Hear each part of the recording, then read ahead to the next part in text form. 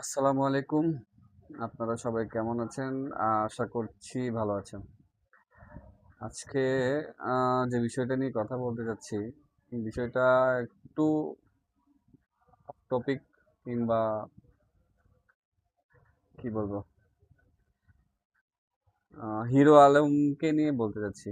তো আমাদের দেশে হিরো আলমকে যেভাবে আপনার বিদ্রূপ করা হয়, হাসি ঠাট্টার পাত্র করা হয়, এগুলো ঠিক আছে। ঠিক আছে কিরকম মানে ও যে ধরনের কাজগুলা করে বা যে ধরনের কর্মকান্ডগুলা করে এটা মানুষ তাকে এভাবে নিবেই। রুচিশীল না। এগুলো ঠিক আছে। কিন্তু সে তো তার নিজের প্রচেষ্টায় এই জায়গাটা আসছে। সে নিজেকে নিজে চেষ্টা করছে। চেষ্টা করে হয়তো সে মুভি বানায় বা সে সাধারণত যে জিনিসগুলো করে সেগুলো আসলেই হাস্যকর। সেগুলো রুচিশীল না। আ এবং মানুষ আ অনেকেই দেখেও না, দেখার সুযোগও নাই, দেখার দরকারও প্রয়োজন নাই, কোনো কিছুই নাই। আবার অনেক মানুষ দেখে। কিন্তু আপনি তো এটা দেখতে বাধ্য না বা সে তো আপনাকে বাধ্য করছে না। সে যেটাই করতেছে, সে করতেছে তার প্রচেষ্টায়। সেটা ভালো না, আপনার কাছে ভালো মনে হচ্ছে না, হাস্যকর মনে হচ্ছে। কিন্তু আপনি না দেখলেও তো চলে। আপনি দেখতেছেন না। সে আপনাকে বাধ্য করতেছে না। কিন্তু এইসবের কারণে এবং এটাতে ক্ষতিই বা কি হচ্ছে? সে বানাচ্ছে আপনি না দেখলেন না। ক্ষতি হওয়ার তো কিছু নেই। দেশেরও কোনো ক্ষতি হচ্ছে না, কোনো কিছুই হচ্ছে না। কিন্তু সে প্রচন্ড রকম হাসি ঠাট্টার পাত্র।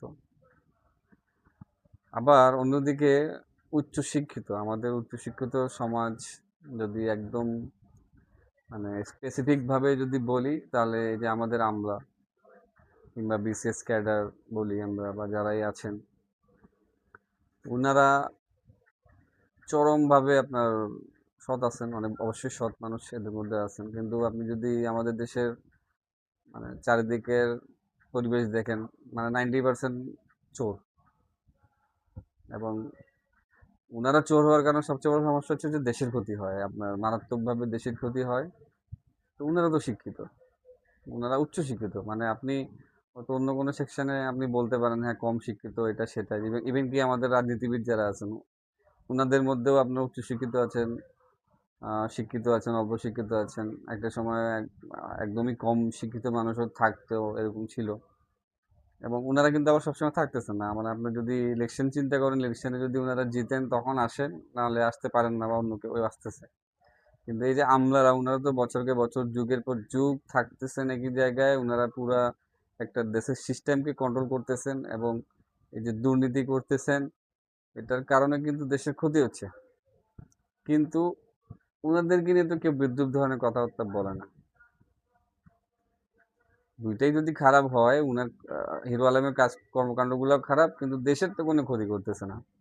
কিন্তু এই লোকগুলা যারা খুবই উচ্চশিক্ষিত, যারা যাদের কর্মকাণ্ডের কারণে যুগের পর যুগ দেশ ক্ষতিগ্রস্ত হচ্ছে, কিন্তু আপনি তাদেরকে তো সম্মান, তাদেরকে তো অনেক মানে কি বলবো? আপনি চিন্তাও করতে পারবেন না যে উনাদেরকে নিয়ে আপনি কোনো ধরনের কোনো কিছু বলবেন। তো বিষয়টা জানি না আপনাদের কাছে কতটা কেমন লাগবে। আমার ব্যক্তিগত অভিমত বললাম। যদিও বা আমি নিজে হিরো আলমের এইসব কাজের পক্ষপাতী না, আ হওয়ার কোনো সুযোগই নেই।